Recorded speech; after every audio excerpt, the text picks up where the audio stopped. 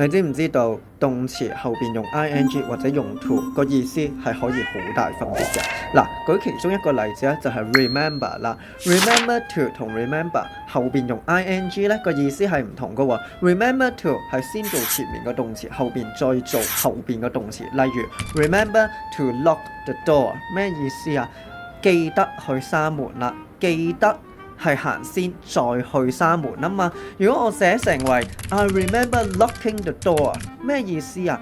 我記得我有閂門嘅喎，先閂門後記得翻呢件事啊嘛。同樣道理 forget 咧都係用同樣嘅概念去表達嘅。例如 I forgot to call my darling yesterday， 咩意思啊？我琴日唔記得打俾我嘅老婆啊，真係要跪玻璃啦呢鋪啦。咁如果用咗 ing 會發生咩事啊？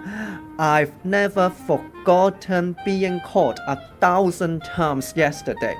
咩意思啊？就係尋日我俾人奪命追魂 call 1000次啊，可能我唔記得打俾佢啦，然之後我到而家都唔會唔記得啦。先俾人 call 後講話我唔會唔記得啊嘛，咁就係先做後邊再做翻前邊啦。明嘅，快啲 share 俾你身邊嘅同學一齊提升下英文啦。我係邊個？我係 ET Wong，你嘅 English teacher。